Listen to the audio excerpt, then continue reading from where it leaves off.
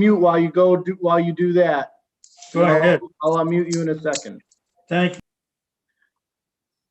All right, so there is a deadline for entry. It's shortly before each weekly drawing. So there'll be a drawing on July 26th, August 2nd, August 9th, August 16th, and August 23rd. And essentially you need to enter. If you enter before the July 26th drawing, you're in it for all 5. If you miss the July 26th, you can enter the next week. You're in it for the next 4, and so on.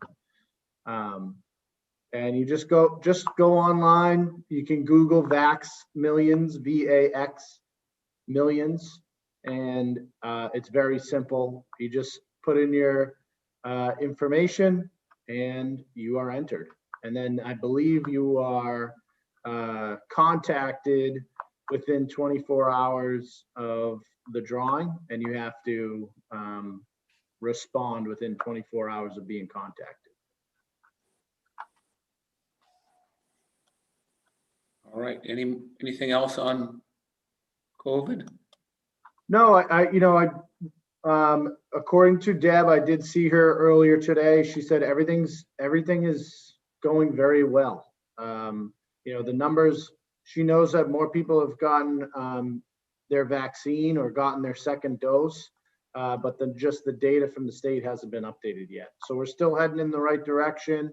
Town's doing great, and we're keeping an eye on the Delta variant. We are staying in touch with the state Department of Public Health regarding potential booster shots in the fall. But right now we are in great shape, and it looks like John, can you hear us now? Yes, I can via phone. All right. Yes. I heard some of what we covered all the Vax Millions. Okay. Do you have anything else you want to add? Just that you should have seen some posters go up in town at a few of our establishments and town hall and the library regarding vaccination. We want to encourage people to continue. Last week, I think it was Wednesday, the Vaxmobile was on Long Beach near the halfway house. So folks are out there from the state trying to bring the vaccine to people, and we continue to get more people stepping up. We would like more sooner. And as you said, Tony, the Delta variant still presents some problems. Various parts of the country are reporting people who have been vaccinated. But the more people who are vaccinated, since it is not 100% protection, some people are going to get coronavirus, COVID-19. But we don't know of anybody who has died from the vaccine, and we know far too many people who have died from COVID-19. So the odds are still in the favor of getting vaccinated. And folks in town continue to ask questions here and there about whether restrictions are coming back or what the Board of Health is going to do. And I tell them, you'll know as soon as we know, because as you said, Tony, the state is following the numbers, and the numbers still are trending in the correct direction. So fingers crossed. One of the next watersheds will be in the fall, when people tend to come inside again. And we are likely to see an increase in influenza in the fall, since we are no longer masking up and staying distanced. But that's our normal. So thanks for the support of those of you on the Board of Health, and especially citizens of Nahant. We are among the highest vaccinated in the state. And Northeastern Mass is the best region in the state. and New England. Looks like it's the best region in the United States. So we're doing quite well. Thank you, John. That's it. Thanks for that update. Sure. Gene or Mark, do you have any comments? I got a few opening comments. I don't want to get into a discussion about them tonight, but just to put them on the radar, I sent Tony, you, and Dan a article that was in the Globe about accessory dwelling units. We've talked about that in some of our past Board of Selectmen's meetings. So I want to keep that up front. I want to, take a look at that as an option for Nahant, basically allowing in-law apartments in order to address some of the housing needs, particularly for the elderly. So I want to begin to, I want you to begin thinking about that, and maybe we start thinking about putting in a small advisory group together to look at some of the housing needs in town. And it's never too early, town meeting sneaks up on you. All of a sudden you're in budget season and things start happening. So this is something that's important to me. So I hope that we can continue to take a look at that. A lot of communities on the North Shore are adopting it. I think it's a great opportunity for the town to address some of our housing needs. And other than that, you might want to give us a quick update. I see the no swim flags at Tudor Beach. So you might want to just update us on that. Would you like me? Sure. You want to take it, Tony? Sure. Well, yeah, so we test all of our swimming beaches every day. And if the numbers trigger the need to close, we're required to close those beaches, put the flags up, and we will continue to test. Once we get 2 tests and the results are within a healthy limit, the beach can be reopened. I think that a lot of the cause of the Tudor Beach shutdown is because of the enormous amount of rain that we had in the last couple weeks. So typically, our only beach that ever really triggers a shutdown because of the testing of the bacteria levels is Doggy Beach. So I'm confident that Tudor Beach will be back open tomorrow, if not the next day. Tony, do all of our outfalls or manholes, whatever, do they drain directly out to the ocean? They don't go into the sewage system, right? Correct. Our stormwater system is independent from our sewer system. And we don't have a CSO system that combines sewage outfall. Correct. We do not. Good. But it's typical that, after rainstorms like this and you have a lot of stormwater that is runoff from the roadway and, being pumped out, it's typical to see high levels of bacteria after the amount of rain that we got. So like I said, I after a few high and low tides, I'm sure we'll be back on track. Is there a storm drain outfall there near the beach, near Tudor? Yeah, there's quite a few. Are there? Yep. Tony, Yes.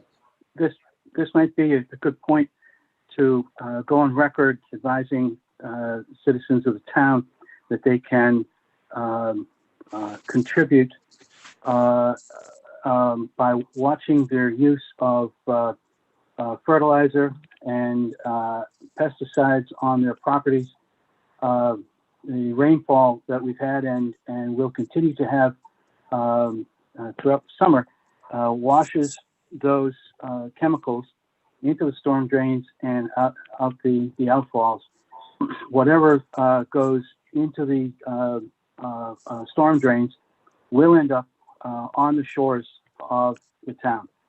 So it's one of those things where the full effect is due to a cumulative use of various materials, including fertilizers and pesticides. And the more individuals who watch their use and reduce their use and seek alternatives will have an effect in the short and long term. John, thank you for that. I think that's very important for people to understand that, what runoff contains. However, I do think that what we're testing for on our beaches is fecal coliform, right? That's what closes the beaches. Well, we are testing for that. However, the materials that wash into the water create conditions that give rise to organisms that then contaminate and increase the pathogens to the level that can close the beach. So it's a synergistic effect. Okay. Sean, not tonight for discussion, but at another time, maybe if I could give you a call. I mentioned it at the last meeting. I would like at some point to talk about swimming pool discharge and the chlorinated water in some of the areas that it's going into, specific areas where there's lobster hatcheries. So if I could do that, give you a call. Sure. Great, thank you. And Mark, I'd just like to support you on that advisory on the in-law apartments. I think that'd be a great idea. And maybe we could bring it together with the Airbnbs and talk a little bit about all of that with a subcommittee. Yeah, I mean, I'm hoping that it could evolve into a potential article at next year's town meeting, and it's just never too early to start planning for that. Exactly, great. Yeah, I agree with you both. We should take that up and take a serious look at that. Cool. Shoot for next That's all month. I have. Thanks, Josh. All right. Anything else? I was just gonna mention, we had another incident this week with the draining of a pool. So it is an issue that I think we need to look at a little bit closer. I'm also, while I'm talking to you guys, I'm looking at our police bylaws. When this happened the other day, we took another look in there, and I think there is a rule. I can't find it right now, but I believe there's a rule that says you can't discharge dirty water onto the street, which pool water, may be considered that. So if we need to explore, expanding that definition, or highlighting the existing bylaws that we have, I agree with Selectman Canty that we should do that. Well, I appreciate the interest, because the incident that I became aware of was 20,000 gallons dispersed into the ocean in about really under 2 hours. And the way that's supposed to be handled is 12 gallons per minute. So it's just one of those things. Pardon? But I think it's a dog barking. Yeah, so I think it's important. There's not that many pools, but I think it's important that we regulate that. So Section 8 of Article 8 in the police bylaws reads, "No person shall put or cause to be put in any catch basin, in any highway, any filth, sewage, slops, or dirty water." So I'm not sure if we would consider pool water that's chlorinated as dirty water or not. But certainly there's an impact on where that water ends up when it gets into the catch basin or into the groundwater. And so it's certainly something I think we should take a closer look at. Dan Scripp and John Coulon are probably the right guys to get involved in that one. The Mass state law, just one more point, states that you are to dechlorinate the water before discharging it. Mhm. Sounds like another amendment to our bylaws, maybe the next spring. Yes.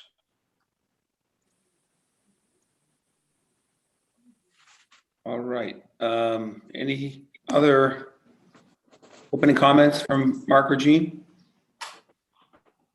No, just, yeah, one airplane noise. It's come up a couple of times.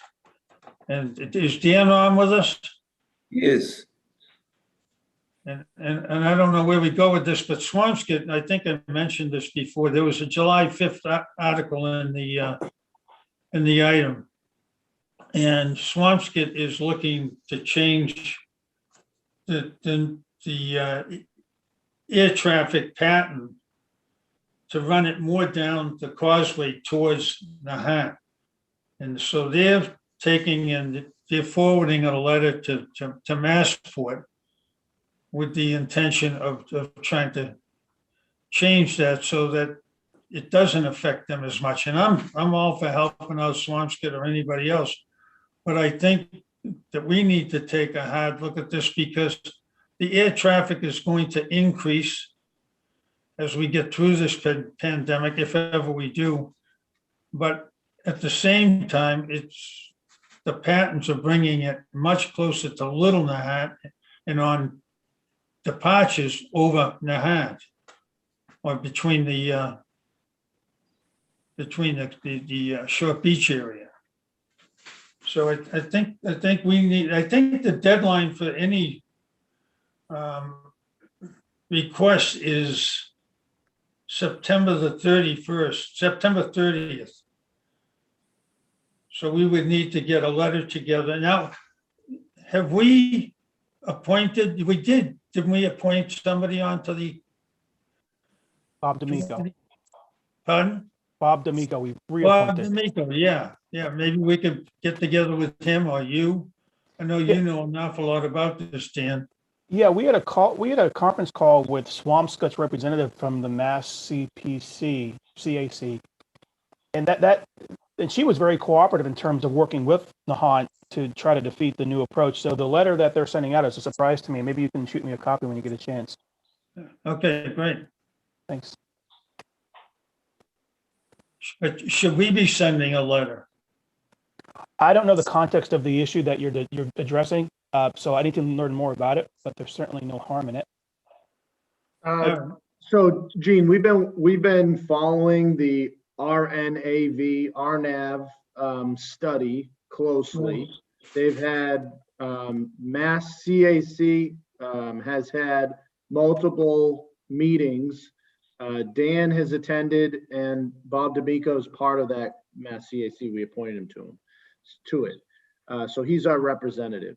It is a long process.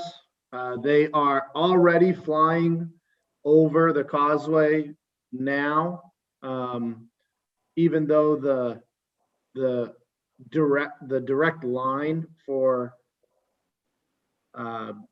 the runway that we are 22L, I think it is, Dan. 22 left. Yep, that's the big one. 22L. One of the big ones.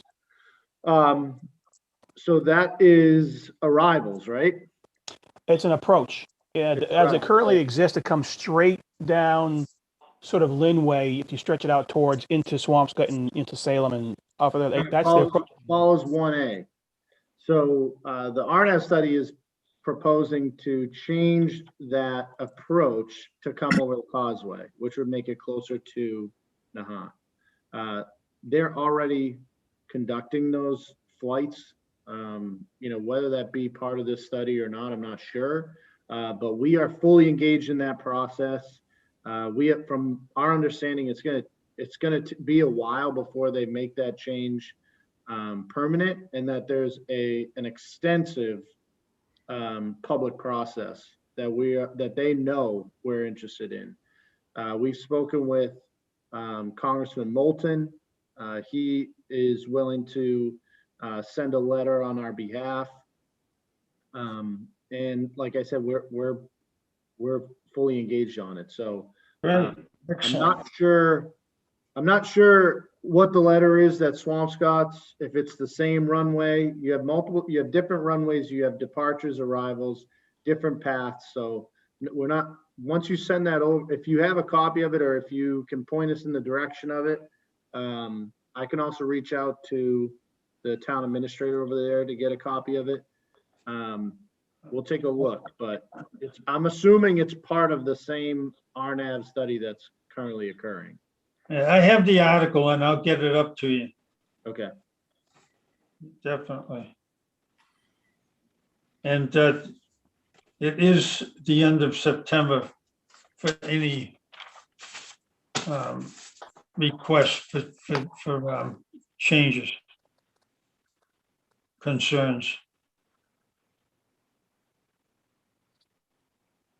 Okay. All right. All right, so more opening comments. I'd like to encourage people to fill out the open space survey. There on nahant.org on the homepage. There's information right there on the homepage about how to do that. So I'd encourage folks to do that. That is the deadline coming up for that. Also, the compost area will be closed until Sunday, July 18th, due to the Wall That Heals parking event. There will be parking in the compost area, so that will be closed through Sunday. Metal, white goods, TVs, computer recycling is the last Saturday of each month from 8 a.m. to noon behind the DPW on Flash Road. Fees may apply, cash only, no checks. Visit nahant.org for more information on accepted materials. Parking stickers are available for purchase at nahant.org. All outstanding bills must be paid and a census form completed before purchasing. The Board of Assessors office is seeking a seasonal employee, 1 or 2 seasonal employees. The job posting is listed on nahant.org.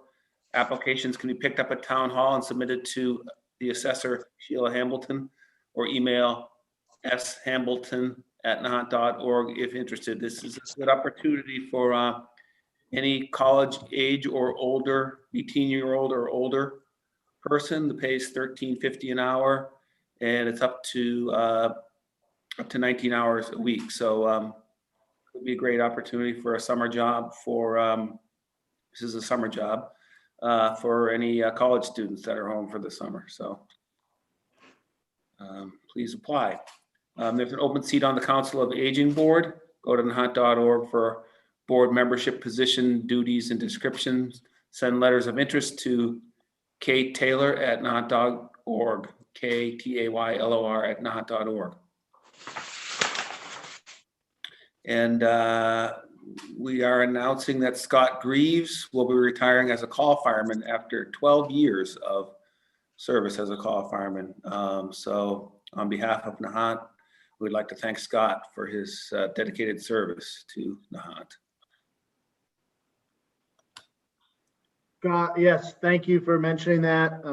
He actually retired as of July 1st, and yeah, he's also our animal control officer. Does a great job. He's still involved with the town, but wanted to have that on here to give him a special thank you for a dozen years volunteering as a call firefighter, and it's a core piece to the department down there is our call firemen, and really appreciate anyone that serves, and of course we thank Scott for all of his time spent on the department. Yeah, that's great. 12 years volunteering. Also, we have Sharon Hawks here tonight to give us an update on upcoming events at the Nahant Public Library. Are we able to unmute Sharon so she can Give us some highlights. Much. Thank you. I just want to come to before the selectmen from time to time to kind of update you about what's going on at the library. Now that we are open without appointment and have been all summer, we're seeing a lot of people back in, and we're kicking off with a lot of events. So the summer music series has begun. Chris James kicked it off on July 8th. And his video is on the library Facebook page. He is to be followed tomorrow by Lisa Haley, July 15th at 6:30. Performances are outdoors or online this year, depending on the weather. Outdoors, they'll be behind the library. The series will close on July 22nd with guitarist Giancarlo Buscaglia. The series is underwritten by the Friends of the Library. Our children's librarian, Laura Raboyne, began work on July 12th and hit the ground running with a story time at the library playground behind here. Actually, she wound up inside because we had a rainy day. And another one to be held at the rec program at Flash Road Playground tomorrow, the 15th at 10:30. If the weather holds up, these will all continue through the month of July. Summer reading program has 51 participants reading and exploring this year's theme, Tales and Tales, Tails and Tales. Activities include finding Rufus, the dog puppet mascot, in the children's room, weekly online performances, and a hunt to find facts about an axolotl. Lots of things about animals happening. Check our Facebook page for more summer ideas. The reading program will end on July 31st at the book sale, where participants can choose a brand new book to take home. Thank you to the Friends of the Library for supporting the summer reading program. And they are also hosting the Super Book Sale. They'll offer thousands of gently used books at a super book sale on July 31st from 9 till 4. They will close off Pleasant Street between the library and Town Hall and lay out all the books, make it easy to shop. I expect there will be food and fun, all to provide support for the library's programs and building projects. And the kids from the summer reading program can also come in and get their free books and other prizes at that time. Please stop by and find the perfect book at a bargain price. And that's my report for today. Thank you very much. Welcome. Hey, Sharon, the music program, is that once a week? Yes, but we've got 3 total ones. So we've done one and recorded it, so you can find it online on Facebook. Second one is coming up tomorrow night at 6:30 out behind the library building. And then the third one will be next week. All right, and that's great news about the children's librarian hire and engaging with that Flash Road Playground. Sharon? Yes. It's Gene. Dan Munley sent out to all of us a copy of your most current website. And that itself is worth the read. So I encourage people to take a look at that. That's really well put together. Oh, thank you very much.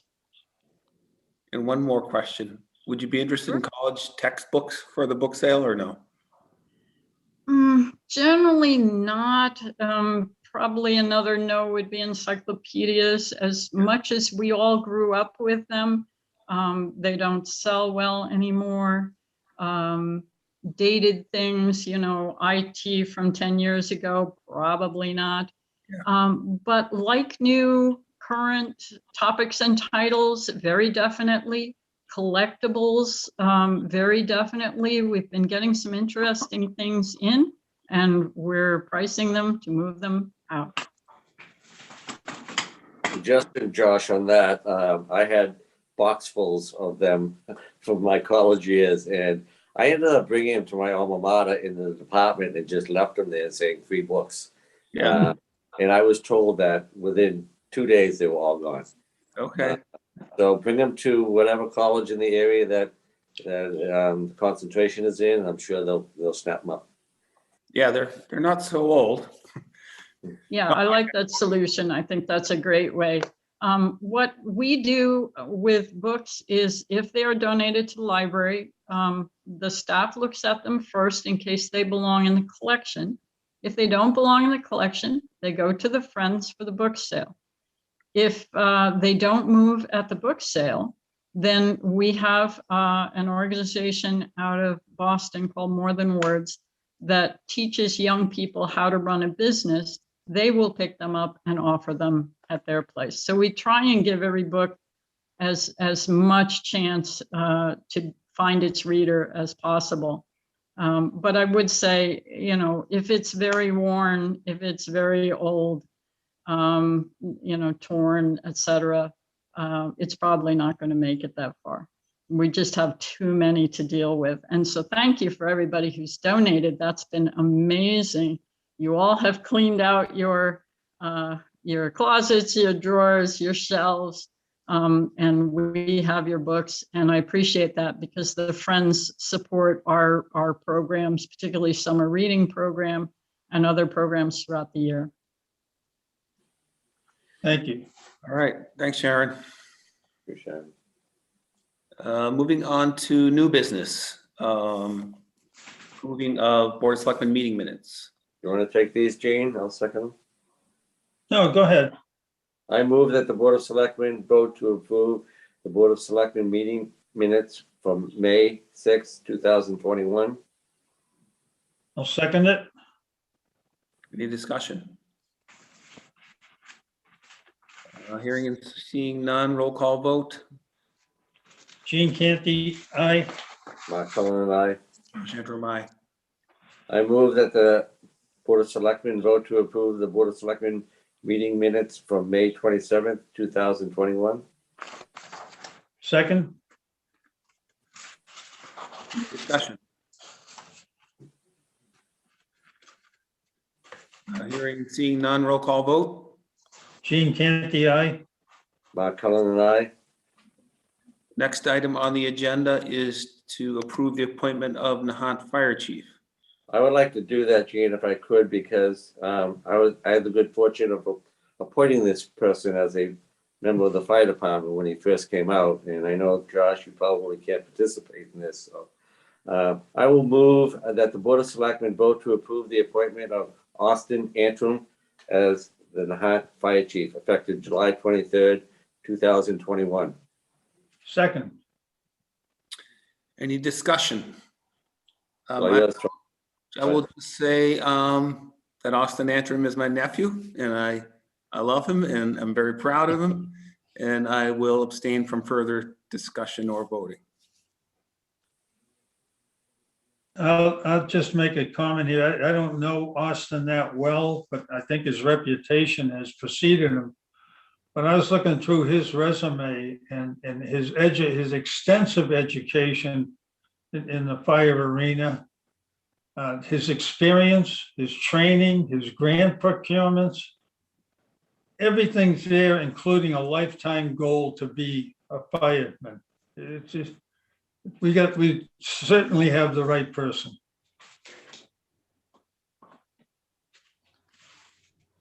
Go ahead, Tony, before I make my remarks. You went through a process here, I know. Yeah, right. This is very exciting. We've experimented with a working chief for the last 2 years, mostly because of budget constraints. We were able to work through those budget constraints, and this past town meeting reauthorize or reappropriate a full-time chief position at the fire department, which passed unanimously. It was clear with the Board of Selectmen, myself, with the FinCom, that is necessary to bring a full-time chief into the back into the department, but not just a full-time chief, the right full-time chief. And we advertised the position. We had about 8 applicants, some on the North Shore, some on the East Coast of Massachusetts, some on the West Coast of Massachusetts, some from Pennsylvania, some from New York. We had a lot of qualified candidates that applied.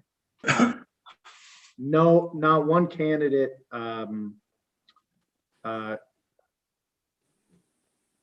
gave off the passion that Austin possesses. He just not only does Austin have all the qualifications necessary to be the next fire chief, he has such a instinctual passion and love for this town and for the department and for the guys, the full-time guys and the call guys. He has great ideas about how to continue the top-notch service that we provide for the community and how to improve upon the department in the future. This is an extremely important appointment from my perspective as one of the core department heads, as for our team. And I'm extremely excited to be presenting this appointment for your approval tonight.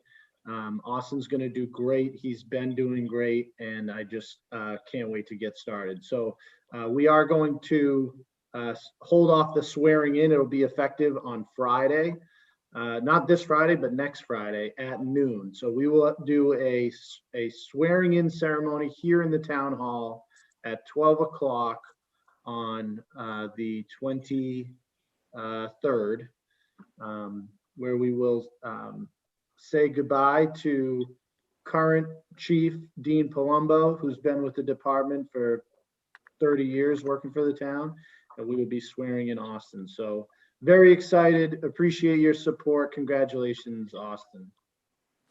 Thank you. Tony, I'm not going to repeat everything that you just said because I agree 100%. The town is so lucky to have you, Austin, and thank you for stepping up and thank you for all of the service that you've been doing over the past number of years. I look forward to supporting your appointment. Thank you all very much. I really appreciate the opportunity. Really excited for this challenge. Excellent. Austin, I also, Austin started off as a call fireman,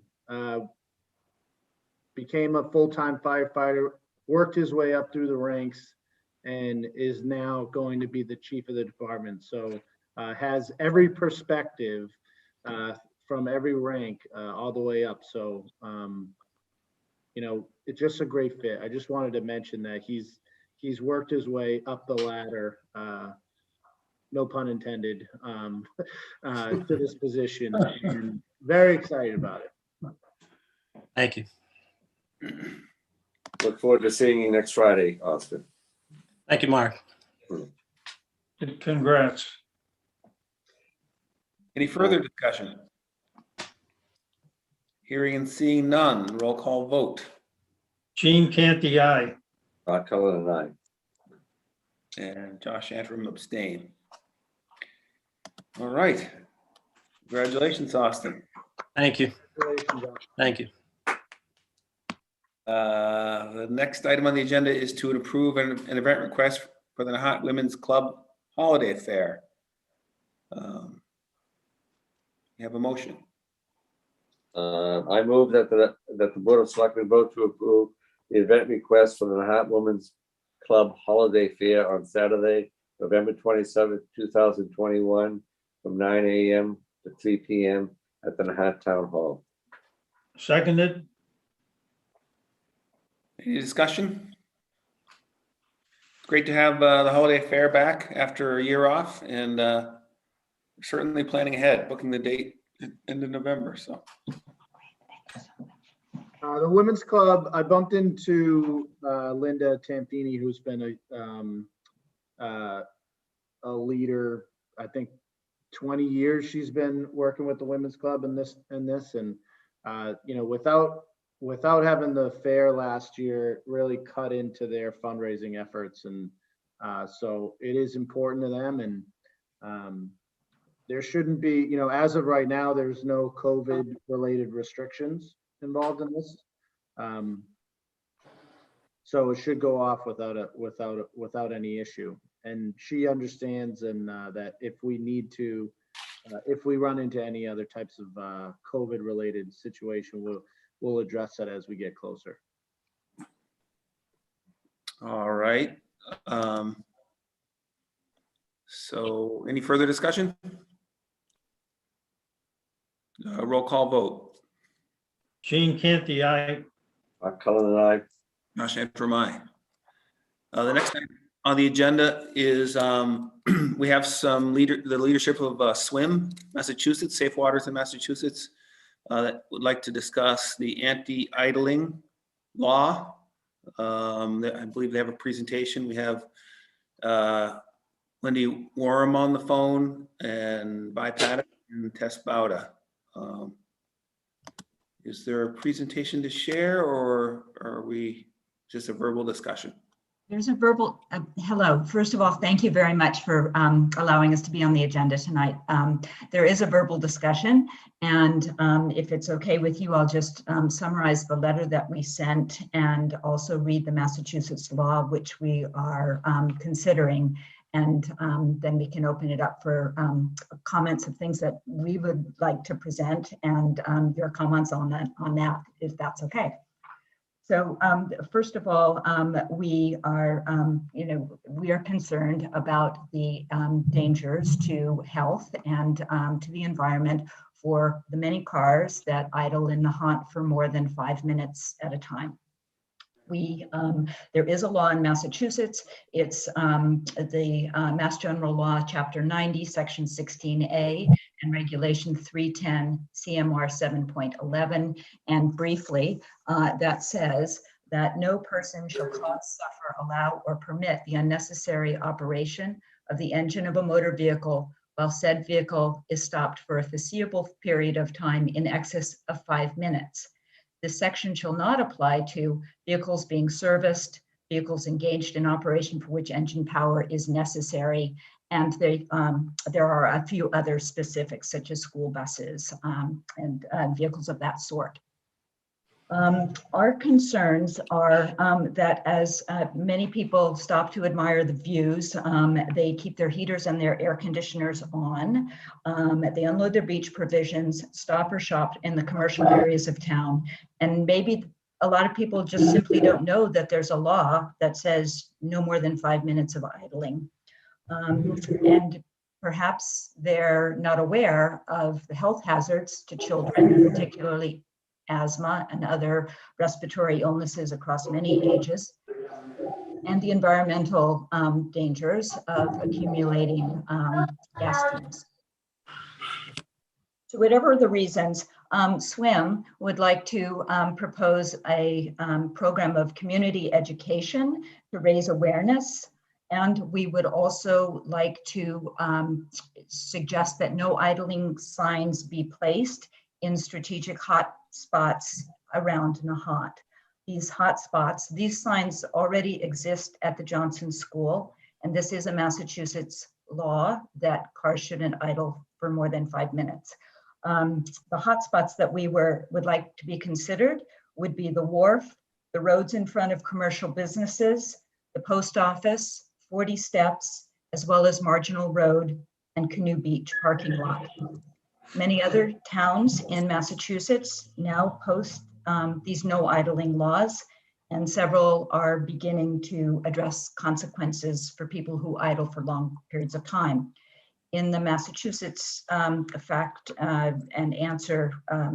and answer form, which I think I also sent to you all, the current recourse for people, members of the community, if there are cars that really are idling for long periods of time, or either to report that to the Board of Health or to the police department.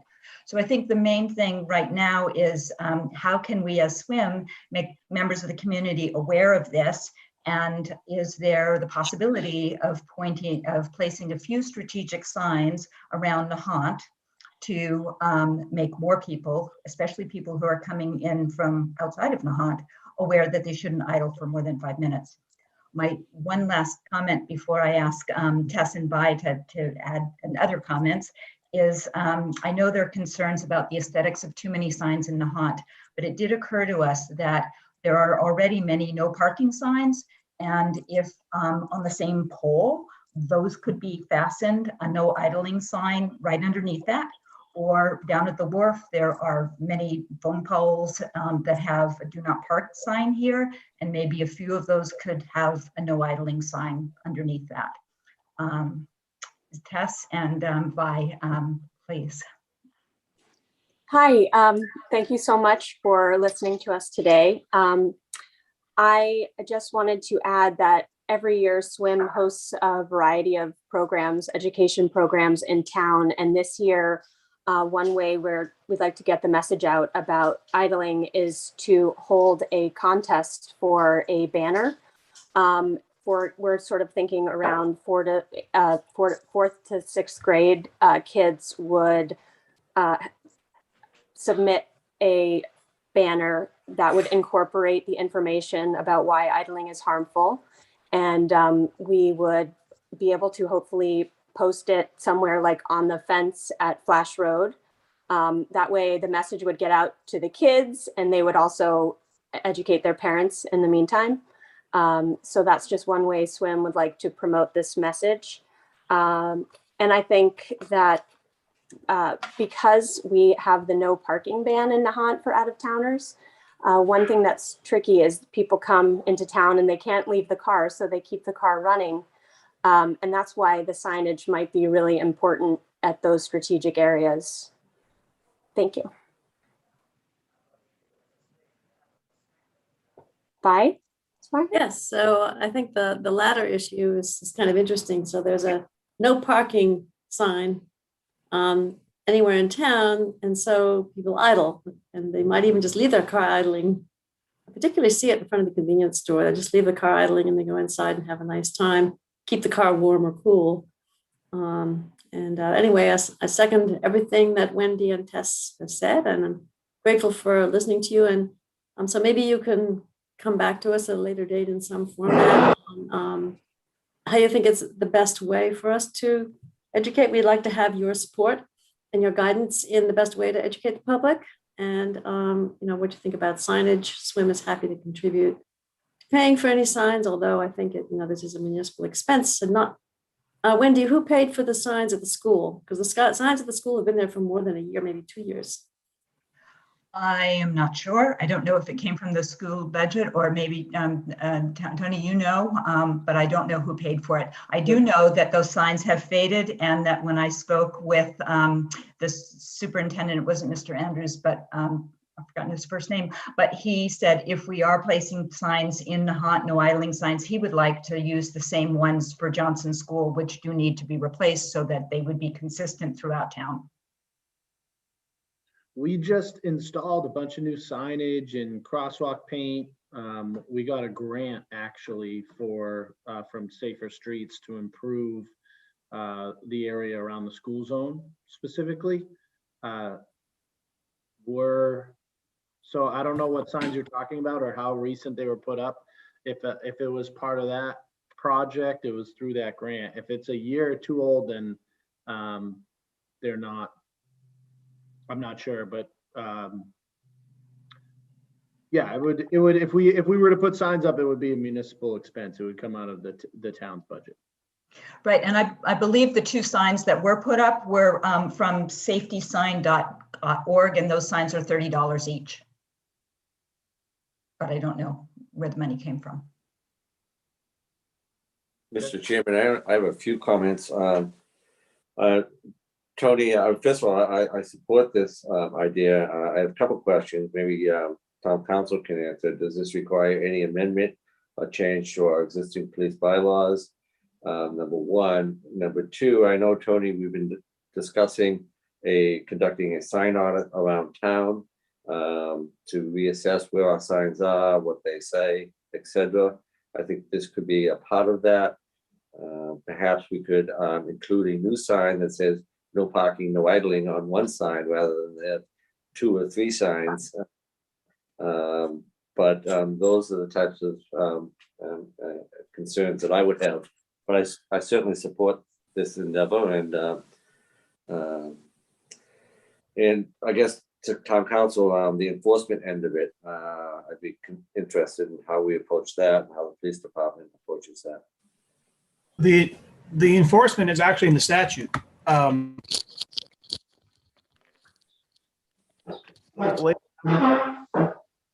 for violations, and it could be enforced by, the police department would be the easiest one. And if some environmental folks are around, from the state, then it can be enforced there too. So the enforcement is already built into the statute, to be honest. It's not part of the non-criminal disposition that is usually sort of accompanying a lot of the violations of bylaws. But this actually isn't a bylaw in any event. It is a statute. We don't have to adopt it. It's already state law. There's no harm in adding a clause to our bylaws to mimic it, but it already exists. So it would really be a belt suspenders type of situation. So it's already there. Enforcement's already integrated. And like any other statute, enforcement is always an issue. So, Tony, when we begin our sign audit, maybe we could work with SWIM and look at areas where they think we should put them as we move ahead. Did I hear that it was part of the letter? It was written, it's in the Yes, letter. there were suggested places mentioned in the letter. I can just reread them. Basically, the wharf, the roads in front of commercial businesses, the post office, 40 Steps, Marginal Road, and the parking lot at Canoe Beach. Okay. But those are the ones that came to mind, and certainly there may be others that that community members and you all think are appropriate. Yeah. If I could, I'd like to support what Mark said, and that's a great idea. No parking, no idling on one sign. I mean, they both work in concert with each other. Yes. Yeah, I agree. And one could even consider that electronic sign when you drive into Nahant, no parking, no idling. But that's a big ask, but let's. Yeah, I certainly support the effort, and I suspect there's probably a lot of people that don't realize such a law is on the books. So I think a public awareness campaign, something we can certainly get behind, and I too like the suggestion of combined signs. So thank you, Wendy and Tess and Vi and Swim, for bringing this to our attention, and we'll get on it. Thank you. Thank you so very much. Mr. Chairman, there may be a couple areas where a combined sign might not work. I'm thinking like Marginal Road, where it would probably be more of a no idling. I know a lot of the, I walk down there a lot, and I know a lot of the elderly who can't get out, drive their cars and park there and look at the ocean and for a while. So, I'm not sure we're encouraging parking there, but we don't discourage it. It's usually for 5 or 10 minutes, but maybe just a no idling sign there. If you're going to park there, turn off your car. But the other areas could be a combined sign for sure. Sounds good. Okay. Thank you. You're welcome. Thank you. Ongoing business. We have, I guess we are hoping to make an appointment to the Board of Assessors, but we're not ready to do that until next meeting, which is Wednesday, July 28th. And we are also going to the public hearing, continued public hearing from July 9th, 2021 with Comcast for the Comcast contract renewal. This will also be continued to the next meeting on July 28th. Dan, do we have to open that hearing and vote to continue it, or can the board just vote to continue it? And muted, Dan. Dan, you're muted. Pardon? I said, Dan is muted. Sorry about that. Yeah, we should take a vote to continue. We don't need a vote to open. Okay, so do we have a motion to continue on the Board of Assessors appointment? Second it. Any discussion? Hearing and seeing none, roll call vote. Gene Canty, aye. Mark Cullen, aye.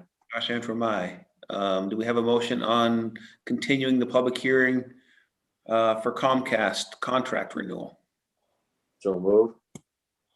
Second, Any discussion? I'll point out, Mr. Chairman, that the representative from Comcast will be at that hearing to answer any questions that anyone might have regarding service, regarding any channels, regarding things moving forward, and maybe most importantly, regarding the public access channel. Is anyone, sorry, Mr. Chairman, if you don't mind, I just wanted to see if anybody was on tonight's call intending to, speak on behalf of the Comcast hearing, to unmute themselves. I just didn't, in case they made time to be here tonight. The only name I don't know who it is Samsung.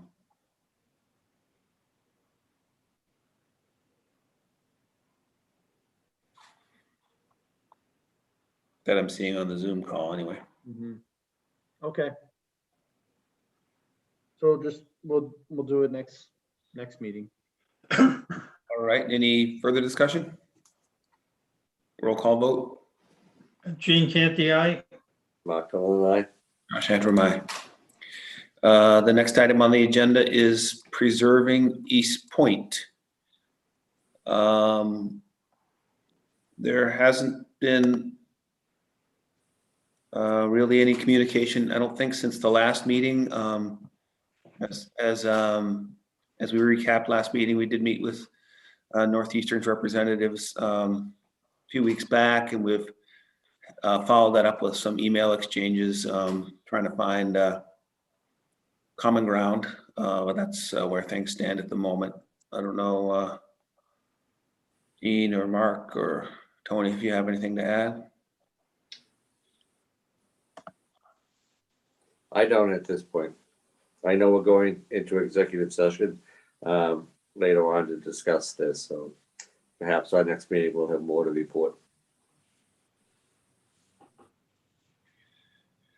All right, next agenda item is the town administrator's report. Well, so on my list here is to talk about the wall that heals.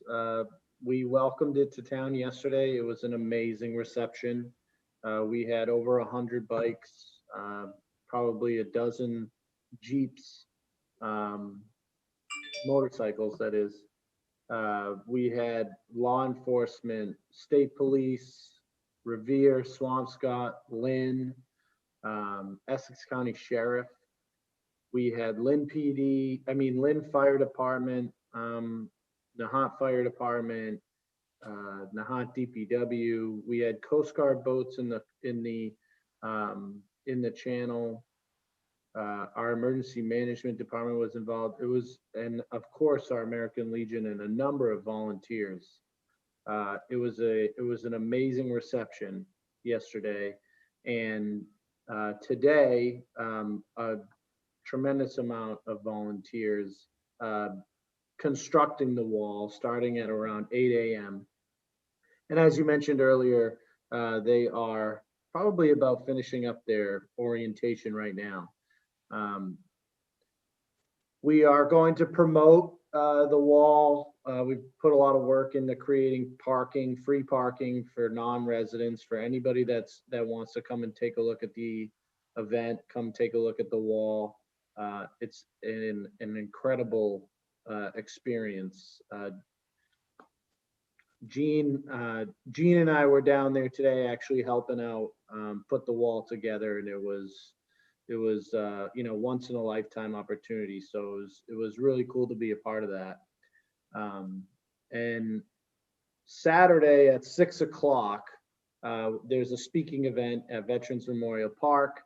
Governor Baker is going to be attending. State Rep Pete Capano will be there. Mayor McGee will be there. Obviously, all of us will be there. A number of folks are coming to take part in that event. I encourage Nahan residents to come down and take part in that. Volunteer. If you want to get involved, if you want to volunteer, you can go to alpost215.org or just take a walk down there and talk to somebody in a white shirt, and they will find a job for you. There's plenty to be done. So, it's just an incredible experience. It's awesome to see how many, see so many people come together, and there's a lot of planning and logistics involved in it, and it's been great so far.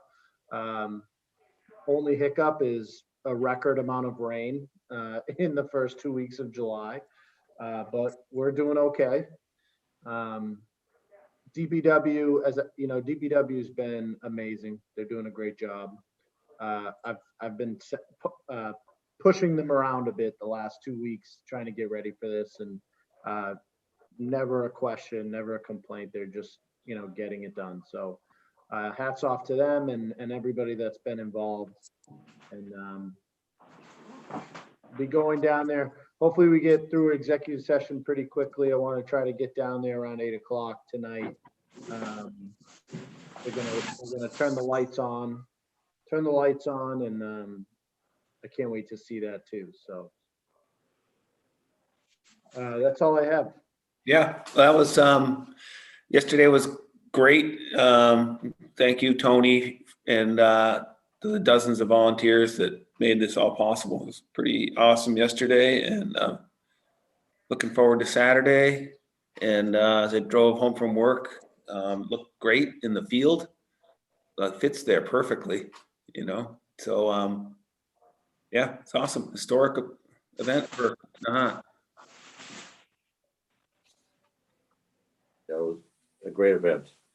Really well done. And thank you, Tony, and all your staff. And thank you, American Legion Post 215 for, and of course, all the volunteers that came down. I wanted to be down there yesterday, but some things prevented that from me attending. But from everything I saw, it looked like it was a great event. Yeah, just the beginning. Anything else, Tony?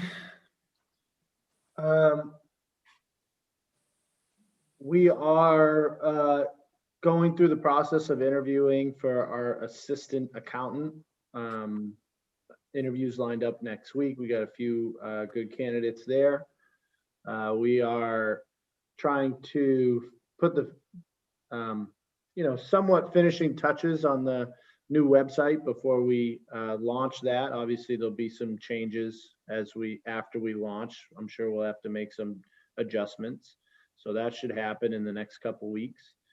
As I mentioned earlier, Friday, the 23rd at noon in the town hall, we will say goodbye to current Chief Dean Palumbo and swear in our new Fire Chief Austin Antrim. And then the following Friday at 12 o'clock in the town hall, we'll do the same, but for police, we'll say goodbye to current Chief Bob Dwyer and swear in our new chief, Timmy Furlong. So we have a couple big employee-related events to finish off July. And then, as Mark had mentioned earlier, I can't believe I'm even saying it, but it's like town meeting prep almost. When we get into August, we're going to be, we're hoping to get, a number of projects off the ground that were authorized in the last town meeting, while also starting to capital plan. And so really from August to October, we want to use that time to do our capital planning and any type of bylaws or policy changes. We want to really get into that, because once, October turns into November, we're really getting into the operating budget. So we want to use this last leg of the summer to kickstart that process. I'll also mention thanks to Senator Crichton and Representative Capano. We were able to secure 2 earmarks in the state budget One being $10,000 actually through the American Legion for the Wall That Heals event. So it'll help pay for, you know, a number of the efforts that the town's making on behalf of this particular event. The other was $75,000 for an upgrade in our communications. It will allow us to connect all of our town buildings with fiber optic cable, improving our, it opens the doors for us to improve our communication technology, such as phones, the way that our computers talk to each other, cybersecurity, things of that nature. So $75,000 is a big chunk for an earmark, a large amount there. So very appreciative of our state delegation for pushing that one forward for us. So happy to report on that. Yeah, it's great news. Hey, Tony, one last thing before we go into executive. What's the game plan? A lot of people are asking, a number of people are asking about our game plan for Zoom and live meetings for the balance of the year. So essentially the state passed legislation that extends our authority to conduct these meetings remotely up until April of next year. It doesn't require that we do, but it allows us to. So there are, you know, I know the Conservation Commission is looking to have their next meeting in the town hall. We can begin doing the same, but we don't have to. So it's really a committee decision at this point as to whether or not they want to meet in person or not. So we're open. What we are trying to schedule a Zoom meeting with all committee members in the next couple weeks, because one of the pieces of the new website allows for us a more of a streamlined, automated way to post a public meeting. So we're actually going to be setting up, we're trying to, once we have all the bugs worked out on that, we want to do a training for all current appointed committee members on how to post a meeting. So with that opportunity to have everybody on a Zoom call, or as many people as possible on a Zoom call at once, we can get into that discussion, that the question you just raised, and explain to people, you know, what their options are as committee chairman or committee members.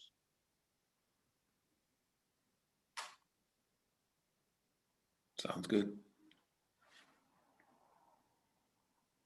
Anything else from anybody before we go to Citizens Forum? All right, with that, Citizens Forum.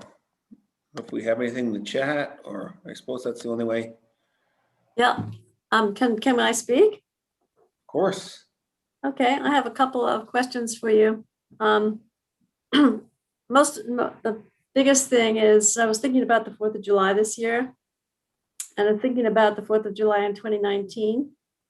And I also spoke with a policeman whose name I can't remember, and I also spoke to Zach Taylor, and they expressed what a massive amount of work it is for our small DPW and our police department to manage the enormous crowds. I mean, the crowds in 2019 were huge.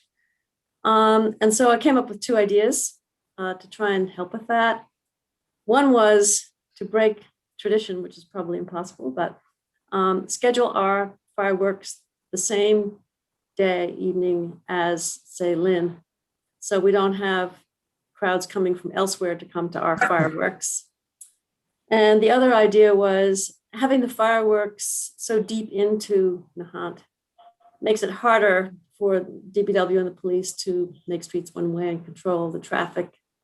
Put the fireworks back out on Short Beach, which I think that's the way they were before we moved here. At least then the focus would be on parking in the lowlands instead of packing the streets. And frankly, on 2019, I live on Willow Road. I am really not confident that emergency vehicles like fire trucks could have easily and swiftly gotten around through these streets because there were just hundreds and hundreds of people. So I wanted you to think about that. I'm not asking for any answers, but if you could give that some thought for next year. All right. My second one, go ahead. Did you want to make comments now or should we just leave it? I just said we'll think about that. Yeah. My second one is a request, which I've talked about in the past, but not for a long time. And it's about crosswalks. And it seems to me that of all the places in the town that we desperately need a crosswalk, it's at Marjoram Park. So we have the wharf, the parking. We have boats coming in and out on trailers. We have senior citizens with walkers. We have condo across the street and absolutely no crosswalk until you get to Winter Street. So I would ask you to consider putting crosswalk there. I know Tony told me that it's very expensive and the curbs have to be flush with the street and it's all very complicated, but actually the curb is flush with the street at Wharf Street and Willow, but probably not flush enough. But anyway, I'd like you to really give it some thought because it really is tough. A lot of senior citizens enjoy the park and enjoy going over to Crystal Beach and crossing the street that is complicated there. That's, 3 roads coming together and the wharf seems like it would be ideal. And also those wonderful little signs that say pedestrian crossing that you stick in the crosswalk, I think are very effective and it would be great. I don't know, I assume we can't put them where there isn't a crosswalk, but they're down there along Tudor Beach and down on Flash Road. And I think they really have an effect on people, makes them think, where they're going. Right. I can take that one if you like, Mr. Chairman. Yeah. So we are, it's pretty timely comment there, Vi. We, along with the sign audit, we are looking at not only sidewalks, but pedestrian crossings as well as bus stops and improving safety in that area. There's a number of places in town that need improvement. Right now, I am focused on a few intersections, but Stantec is the company that we use, our engineering company that we used in the past for our paving plan. We've reached out to them to talk to them about a sign audit, and we are in communication with the MBTA, who's currently working through, they have like an initiative going on about improving the pedestrian safety at bus stops and ADA accessibility. The issue that we have with those creating new crossings is we need to make them ADA compatible. So it's not just that the curb is flush with the ground, but it's also a detection pad for anyone who's visually impaired. There's a rubber mat that at the crosswalk there or at the curb cut. And there's a certain slope requirement as well. So it's a little bit more difficult than just painting a stripe on the ground. Right. So we're looking primarily right now, we're looking at Little Nahant playground area. We're looking at the Spring Road intersection of Nahant Road, right in the business district. We're looking at the Wharf intersection that you mentioned, and we're looking at Bass Point intersection at the end of Castle Road and how that may interlock with the process of the Coast Guard housing. So we are engaged in those conversations. I'm trying to find a way to get the MBTA to pay for these improvements because there are bus stops in those areas, and if we can get them to pay for it, all the better. We also have paving going on, and some of these some of these crosswalk improvements, for instance, at Spring Road and Nahant Road, our crosswalk that goes to the beach on the opposite side of the beach is right in between a fire hydrant and a utility pole. So creating ADA, making that ADA compatible in that location is impossible without either moving one of the two or moving the crosswalk somewhere else. So we're kind of currently studying that. It's going to be somewhat similar. The bus stop at Marginal at the wharf is right in the middle of the intersection where the access to our pump station is. There's no crosswalks to it. There's no landing pad for pedestrians. It's, so I'm trying to get the MBTA in here. They only have one bus that comes through town, so we're not at the highest priority on their list, but I am trying to work with them to get some, partnership involved in that. So it's your comments timely. We're looking at it. Our hope is to improve the area. I'm, part of that capital planning that I talked about too is resurrecting Mark's former sidewalk plan. I know he had when he was the town administrator, so trying to pick up where he left off. So it's all on the horizon. I'll put it that way. I don't have a definitive timeline, but we're looking into it. Thank you. Then I have another question for Tony. When are the recycling carts coming?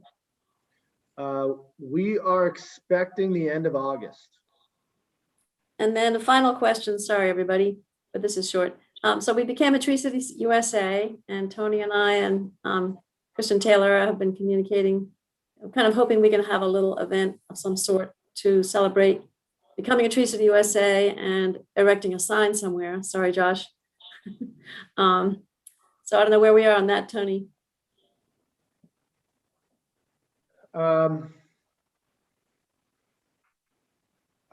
Nowhere right now, but I'm happy to sit down with you and figure it out. Okay, fine. The last couple of weeks been pretty focused on the wall, but That's for sure. we can Yeah, definitely thank do you. something. We can certainly do something in August. I think somewhere at the entrance of town, or we can talk about where we want to put the sign or two signs here or there, and we'll order them and what type of event we can incorporate in that.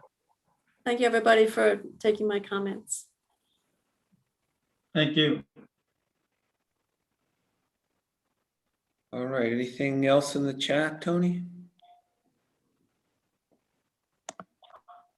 There was Viad had a couple comments when we were talking about stormwater and pool drainage. But that's it. So I'll just connect with her afterwards about those. All right. All right, so we will adjourn from open session and enter into executive session. I'll make a motion. I move that the Board of Selectmen vote to enter into executive session pursuant to General Law, Chapter 30A, Paragraph 21A3, to discuss strategy with respect to litigation, Northeastern University Marine Science Center, 430 Nahant Road, Nahant. If the chair declares that an open meeting may have a detrimental effect on the negotiating position of the public body. And I do declare that open meeting would have a detrimental effect on the body, and that we will not be returning to open session after executive session. Second for that. Because I heard a second. Any discussion? Hearing and seeing none, roll call vote. Gene Canty, aye. Mark Cullen, aye. Josh Antrim, aye. Thank you all, and we'll see you on the 28th is our next meeting.